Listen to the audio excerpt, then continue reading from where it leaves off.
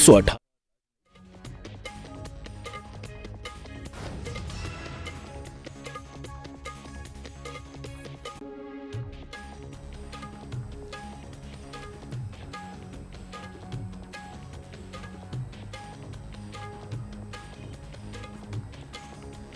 उत्तराखंड में धामी सरकार के 3 साल पूरे। रुद्रपुर में सेवा, सुशासन और विकास कार्यक्रम। सीएम पुष्कर सिंह धामी ने की शिरकत, करोड़ों के विकास कार्यों की दी सौगात।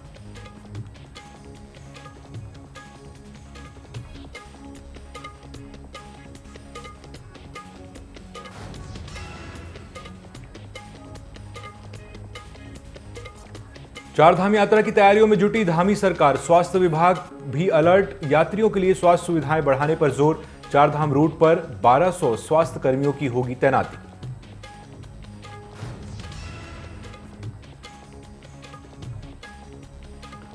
महेंद्र भट्ट के सड़क छाप वाले बयान पर भड़की कांग्रेस। भाजपा प्रदेश अध्यक्ष को हटाने की मांग। कांग्रेस प्रदेश अध्यक्ष करण माहरा बोले, महेंद्र भट्ट को नहीं किया जा सकता माफ।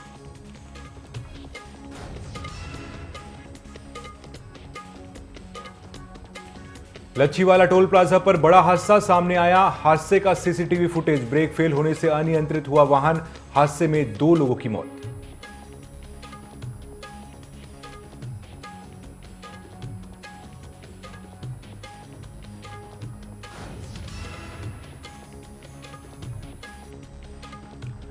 और चमोली में विदेशी पर्यटकों से गुलजार हुआ क्वारी पास ट्रैक। देखते ही बन रही बर्फ से ढकी वादियों की खूबसूरती। बड़ी संख्या में पहुंच रहे पर्यटक।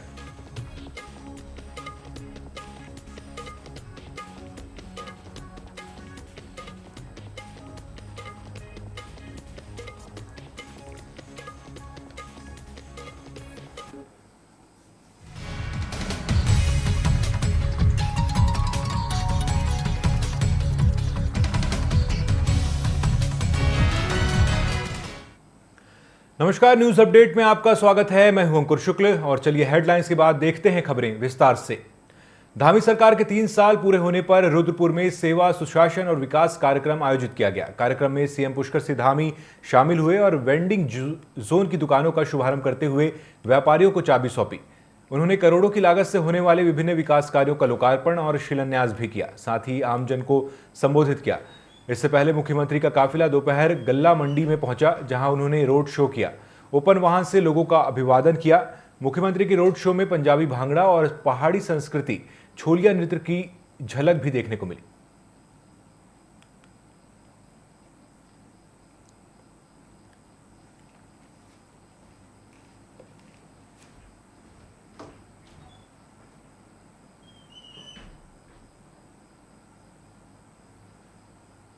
किया था। 3 सालों में हम राज्य को समेकित रूप से आगे बढ़ाने के लिए हर चुनौतियां, हर आने वाली समस्याएं, उन सब का सामना करते हुए हम माननीय प्रधानमंत्री श्री नरेंद्र मोदी जी के मार्गदर्शन में और उनके सहयोग से आगे बढ़े। हमने जो अपना दृष्टिपत्र जनता के समक्ष 2022 में प्रस्तुत किया था, उसके लगभग 70% से ज़्यादा उसके जो हमने प्रस्ताव थे, उन प्रस्तावों पर काम कर लिया है। और जो बचे हुए 30% हैं, आने वाले समय में हम 2027 के चुनाव से पहले उन सब पर भी काम कर लेंगे। राज्य का समेकित रूप से विकास हो, एक कोने से लेकर दूसरे कोने तक, हर जनपद, हर ब्लॉक, हर ग्राम सभा समान रूप से आगे बढ़े, उसके लिए हम काम कर रहे हैं। उधम सिंह नगर जनपद में अनेक योजनाएं यहाँ प्रस्तावित हुई हैं। यहाँ का पंतनगर का हवाई अड्डा, हमारी पहली प्राथमिकता है कि इसको अंतर्राष्ट्रीय स्तर का हवाई अड्डा हम बनाएं। यहाँ पर एम्स का बनने वाला सैटेलाइट सेंटर जल्दी से जल्दी चालू हो। देहरादून में सरकारी अस्पताल में मरीजों को बाहर से दवा लिखने के मामले पर स्वास्थ्य मंत्री का बड़ा बयान सामने आया है। स्वास्थ्य मंत्री धन सिंह रावत ने कहा कि राज्य में सरकार निःशुल्क इलाज मुहैया करा रही है। लाखों लोगों को निःशुल्क जांच की जा रही है। रोजाना सरकारी अस्पतालों में 30,000 से ज्यादा मरीज पहुंच रहे हैं और सरकारी अस्पतालों में 350 से ज्यादा दवाइयां हैं। ऐसे में अगर बाहर से लिखने की शिकायत आती है तो उसकी जांच कराई जाएगी। 29 लाख से ज्यादा लोगों के हम जांचें फ्री करा चुके हैं। पर डे हमारे प्रदेश में लगभग 30,000 से ज़्यादा जो है लोग हमारे सरकारी हॉस्पिटलों में आते हैं और हमारे सरकारी हॉस्पिटलों में लगभग 350 दवाइयाँ निःशुल्क दी जाती हैं। जो दवाइयाँ निःशुल्क दी जाती हैं वो तो सबको फ्री मिलती हैं। जो दवाइयाँ फ्री नहीं दी जाती हैं उसके लिए आप जन औषधि केंद्र भी सभी हॉस्पिटलों में खुल रहे हैं। अगर कहीं की कोई स्पेसिफिक अगर शिकायत होगी तो उसके हम जरूर जांच कराएंगे।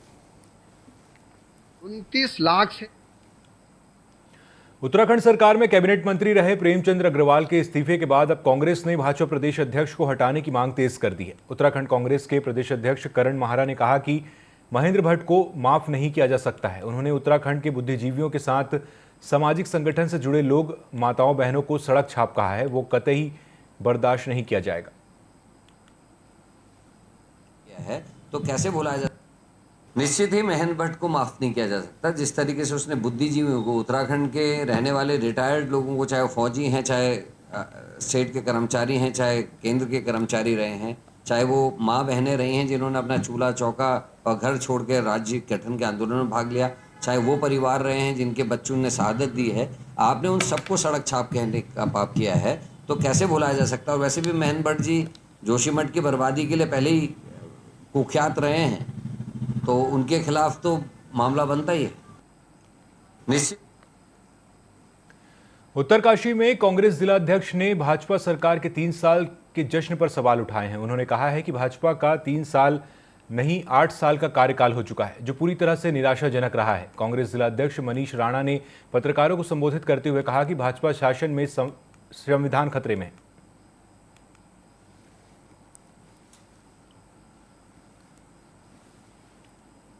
भाजपा सरकार ने अपने 3 साल बेमिसाल का कार्यक्रम किया, जबकि भाजपा सरकार को इस उत्तराखंड में 8 साल हो चुके हैं और 8 साल की क्या उनकी उपलब्धियां हैं, हम उनसे सवाल कर रहे हैं।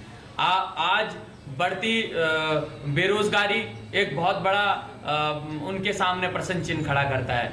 आप सब जानते हैं नेटवर्क व्यवस्थाएं ठप पड़ी हुई हैं, ये प्रश्न चिन्ह खड़ा करता है। डामरीकरण, गांव-गांव की जितनी भी सड़कें हैं उन सड़कों का डामरीकरण नहीं हुआ है। धामी सरकार 4 धाम यात्रा की तैयारियों में जुट गई है। वहीं यात्रियों के स्वास्थ्य को देखते हुए स्वास्थ्य विभाग भी एक्टिव मोड में तैयारियों में जुटा हुआ है। उत्तराखंड के प्रभारी DG health doctor Sunita Tamta ने बताया कि 4 धाम रूट से बाहर के जिले, मेडिकल कॉलेज और केंद्र सरकार से भी 25 से 30 डॉक्टरों की मांग की गई है, जो चारों धामों के साथ यात्रा मार्ग पर भी तैनात रहेंगे। साथ ही उन्होंने कहा कि 1200 स्वास्थ्य कर्मियों की तैनाती 4 धाम यात्रा में की जा रही है।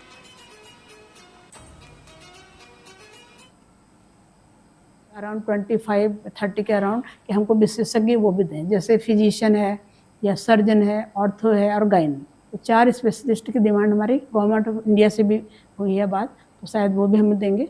तो इस तरह से हमारे जो टोटल हमारे इस 4 धाम के रूट में जो हमारे कुछ तो ट्रांजिट डिस्ट्रिक्ट्स हैं और कुछ हमारे जो 4 धाम के 3 डिस्ट्रिक्ट हैं। तो ट्रांजिट में हमारे जैसे हरिद्वार से स्टार्ट होते हैं, तो हरिद्वार हो गया, देहरादून हो गया, टिहरी है, पौड़, तो ये हमारे ट्रांजिट डिस्ट्रिक्ट्स हैं। तो यहाँ पर भी हमारे MRPs हैं, तो उसमें सारे मिला के जो टोटल होंगे वो हमारे कम से कम 1200 की स्ट्रेंथ है हमारे डॉक्टर्स एंड पैरामेडिकल्स, स्वास्थ्य मित्र, ये सब लगा के। तो इतना हमारे हम लोग ने वर्कआउट कर लिया है।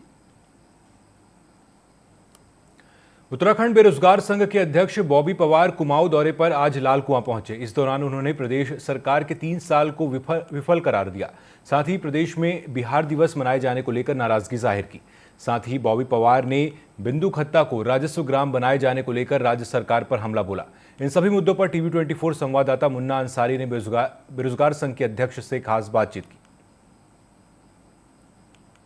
हमारे साथ इस समय मौजूद हैं उत्तराखंड बेरोजगार संघ के अध्यक्ष बॉबी पवार जी, जिनसे हम जानना चाहेंगे उत्तराखंड में जो इस समय चल रहा है, पूरे उत्तराखंड में सरकार जो है, राज्य सरकार, उसने अपने 3 साल पूरे कर दिए, लेकिन उसके साथ ही यहाँ पर बिहार महोत्सव मनाने की यहाँ पर पूरी तैयारी की जा रही है।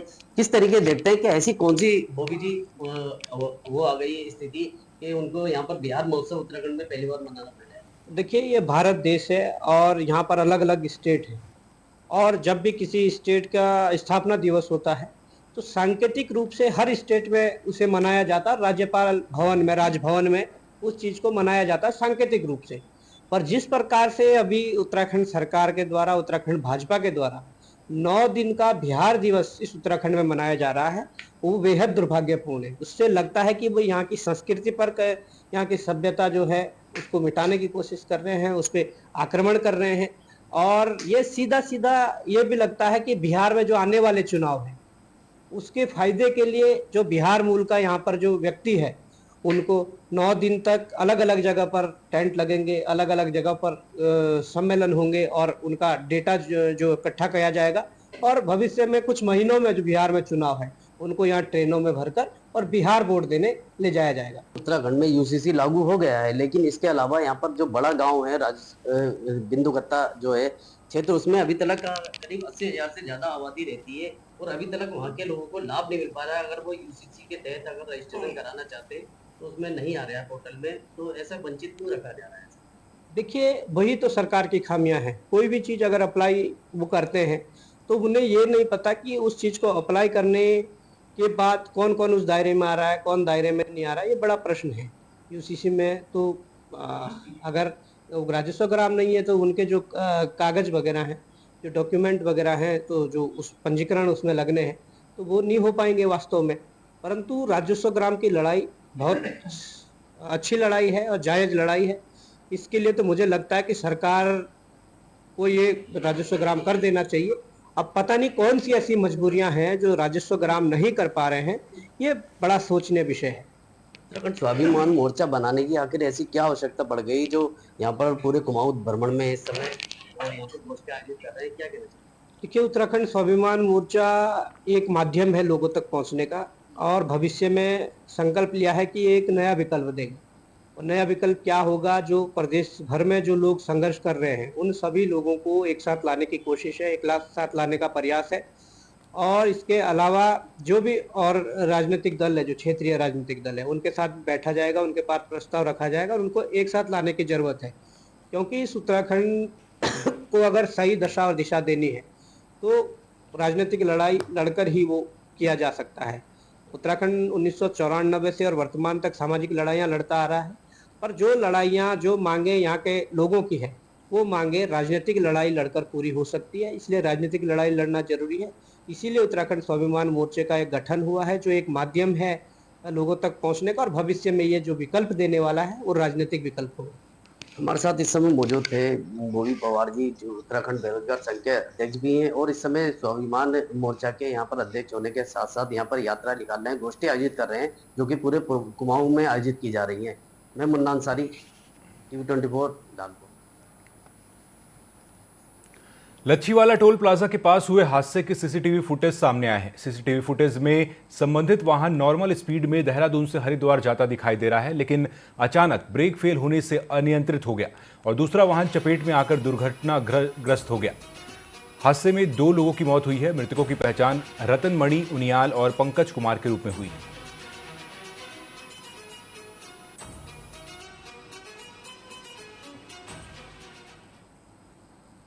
केदारनाथ हाईवे के जवाड़ी बाईपास पुल से आवाजाही शुरू हो गई है। 11 मार्च को पुल का अप्रोच मार्ग क्षतिग्रस्त हो गया था, जिस कारण राजमार्ग के बाईपास से वाहनों का आवागमन बंद हो गया था। एनएच विभाग की रात दिन की मेहनत के बाद राजमार्ग पर आवाजाही को सुचारू कर दिया गया है। हालांकि अभी तक इस मार्ग से हल्के वाहनों को ही गुजारा जा रहा है, जबकि भारी वाहनों की आवाजाही कुछ और समय लग सकता है।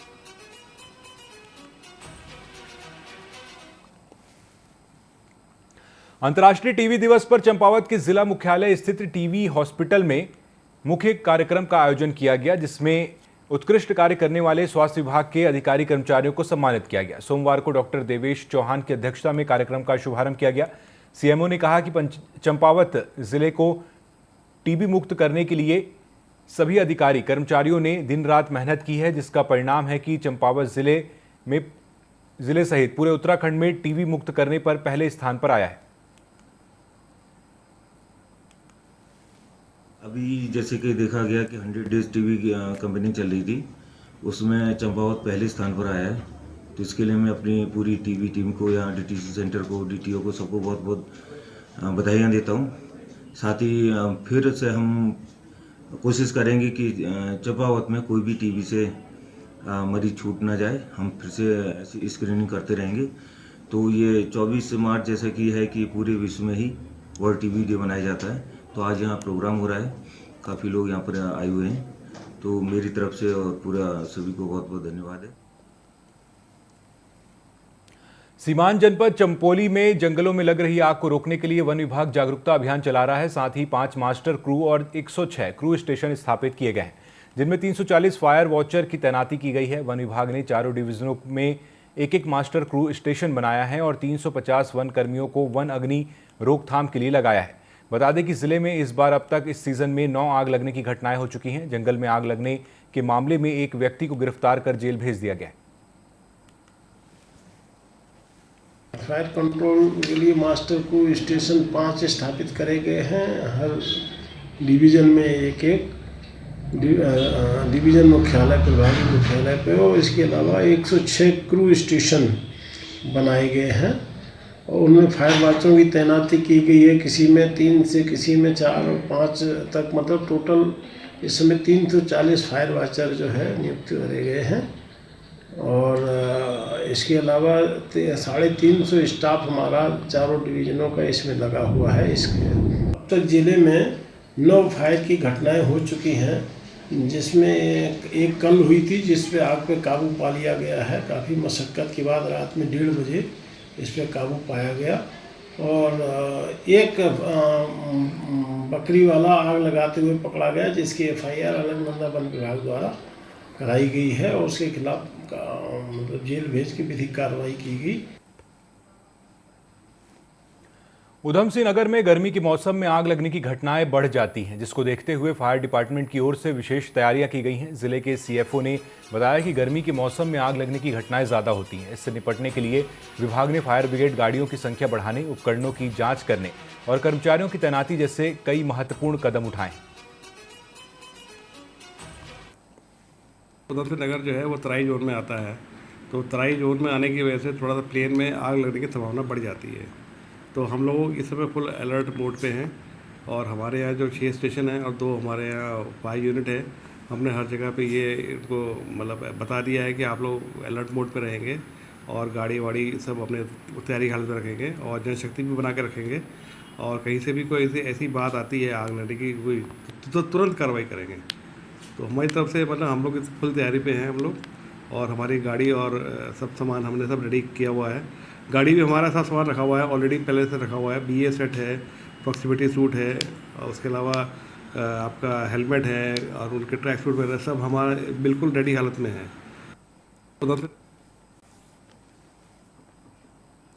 रुद्रप्रयाग जिले से भीषण आग हादसे की घटना सामने आई है। दरअसल रतौली में बद्रीनाथ हाईवे पर मेगा कंपनी की ट्रक अनियंत्रित होकर पलट गई। इस हादसे में वाहन चालक घायल हो गया। सूचना मिलने पर SDRF की टीम मौके पर पहुंची और घायल वाहन चालक को एम्बुलेंस से इलाज के लिए जिला अस्पताल में भर्ती कराया गया।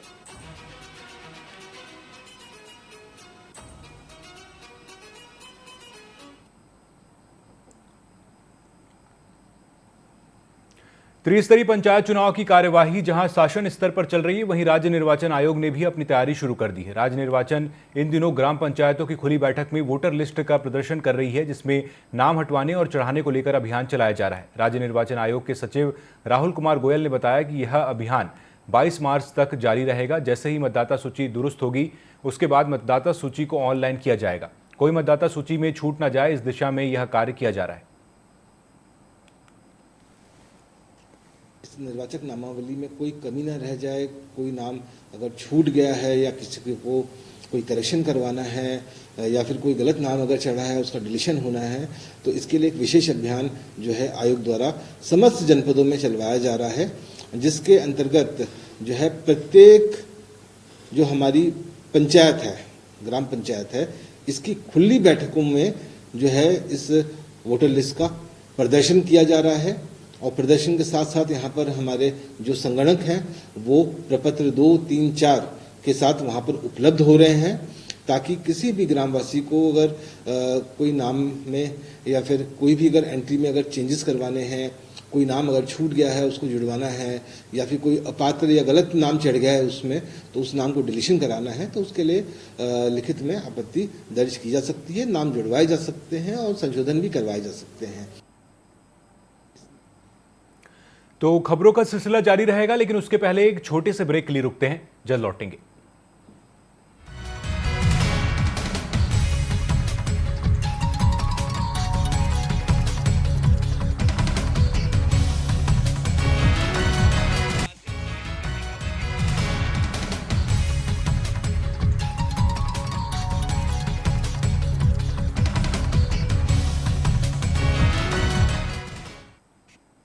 ब्रेक से लौटकर एक बार फिर स्वागत है। चलिए बढ़ते हैं खबरों की ओर। पहाड़ों में शराब की दुकानों के विस्तार को लेकर स्थानीय लोगों में गहरा आक्रोश है। इसी मुद्दे को लेकर पूर्व राज्यसभा सांसद प्रदीप टमटा ने प्रदेश की भाजपा सरकार पर गंभीर आरोप लगाए हैं। उन्होंने कहा कि भाजपा सरकार आम जनता की समस्याओं को अनदेखा कर केवल शराब कारोबारियों को बढ़ावा दे रही है। रानीखेत पहुंचने पर प्रदीप टमटा ने कहा कि ग्रामीण अंचलों में शराब की दुकानें खोलना पूरी तरह से गलत है। सरकार को जनता के असली मुद्दों स्वास्थ्य, बेरोजगारी, पलायन, शिक्षा और महंगाई पर ध्यान देना चाहिए, लेकिन भाजपा सरकार इन पर शून्य साबित हो रही है। कांग्रेस पार्टी इस फैसले की कड़ी निंदा करती है और इन शराब की दुकानों का विरोध करती है। झारखंड में इस राज्य को शराब माफियाओं, खनन रेत में बजरी माफियाओं के हाथों में बेच दिया है, जबकि प्रदेश के नौजवान रोजगार की लड़ाई लड़ रहे हैं, स्वास्थ्य सेवाएं बदहाल हैं, तमाम डिस्ट्रिक्ट हॉस्पिटलों में चिकित्सकों की कमी है, उनको प्राइवेट हाथों में दिया जा रहा है, शिक्षा के मंदिरों में अध्यापकों की कमी है, महिलाओं पर अत्याचार बढ़ रहे हैं, दलित वंचित वर्ग के हकों पर डाका जा रहा है, छात्रवृत्तियाँ समय पर नहीं मिल रही है। सरकार का ध्यान इन बातों पर होना चाहिए था, लेकिन दुख के साथ कहना पड़ रहा है कि इस प्रदेश में शराब की बेतहाशा, और मैं समझता हूँ धामी जी ने 27 का चुनाव इसी शराब की कमाई से, आराम की कमाई से लड़ने का फैसला लिया। तो इस बुलेटिन में फिलहाल इतना ही। खबरों में अपडेट रहने के लिए आप जुड़े रहिए TV24 के साथ। नमस्कार।